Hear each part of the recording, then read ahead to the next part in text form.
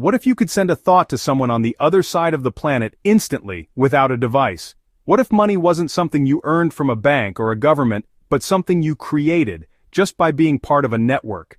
These questions sound like science fiction. They feel impossible, belonging to a distant future we only read about. Yet we live in a world where impossible things happen every day. We carry supercomputers in our pockets. We speak to machines that answer back. The line between what is real and what is digital is blurring faster than we can comprehend. The very nature of value, of trust, and of community is being redefined right before our eyes. We are forced to confront these questions now. The old systems are being challenged. The foundations of finance, built over centuries, are showing cracks. People are looking for alternatives. They are searching for something more inclusive, more transparent, and more empowering. This isn't just a quiet academic debate happening in university halls or corporate boardrooms. It's a global movement, bubbling up from the streets, from ordinary people who feel left behind by the traditional financial world. And that brings us to a place where history and modernity collide with incredible force: Turkey. A nation at the crossroads of continents, now at the forefront of a financial revolution. It's here that one of the most talked about and most controversial digital currencies is finding its most fervent supporters. A currency that doesn't yet have a price on major exchanges, a currency you can't officially trade for dollars or euros, yet millions are mining it, talking about it, and building an economy around it.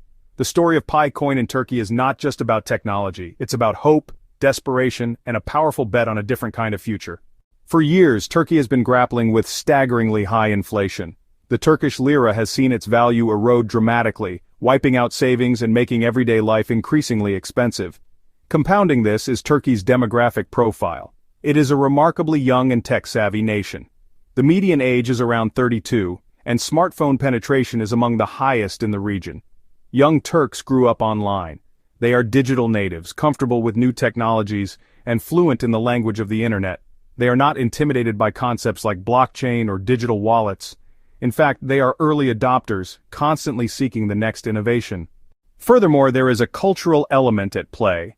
Turkish people have a history of resilience and adaptation. There is an entrepreneurial spirit that runs deep.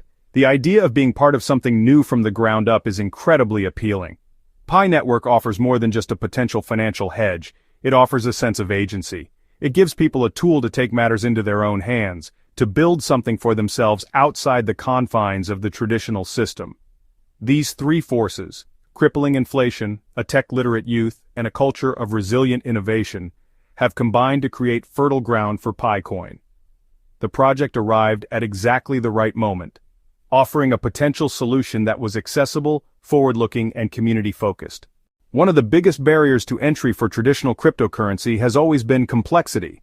Mining Bitcoin requires specialized, expensive hardware and consumes vast amounts of electricity. The Pi Network's core innovation was to smash through these barriers with a simple, elegant solution: the smartphone. By designing a system that allows anyone with a phone to participate, they made cryptocurrency accessible to the global masses for the first time. The process is stunningly simple. You download an app, create an account with an invitation from a trusted member, and press a button once a day to prove you are an active participant. That's it. We spoke with a university student in Izmir named Elif. She told us, "For my parents, their life savings were in lira. I've watched them worry as its value just disappears. For me, Pi is not about getting rich tomorrow. It's about being part of a global system that isn't controlled by the same forces that cause this instability." Then there is the story of Mehmet, a small business owner in Gaziantep who runs a shop selling local crafts. "I see the potential," he explained. "What if someone in Vietnam or Brazil could buy my products using Pi? This is bigger than just money, it's about connection." We also heard from a retired teacher in Ankara. She was introduced to Pi by her grandson. "Tapping a button on my phone once a day feels like a small act of hope. It costs me nothing, and it makes me feel part of the future, not just the past." The story unfolding in Turkey is not an isolated event. It is a powerful signal to the rest of the world. With a global user base that has now swelled to over 60 million engaged members, the Pi Network is no longer a niche experiment. What we are witnessing is more than just the rise of another cryptocurrency. It represents a fundamental shift in how people perceive money, value, and trust. The Pi network proposes a radical alternative, a bottom-up system where value is created and sustained by the collective belief of its users. It forces us to ask critical questions. Will our financial future be centralized or decentralized? Will it be exclusive or inclusive? The answer is being written right now, not in the halls of power, but in the digital wallets of millions of ordinary people from Istanbul to Sao Paulo to Lagos.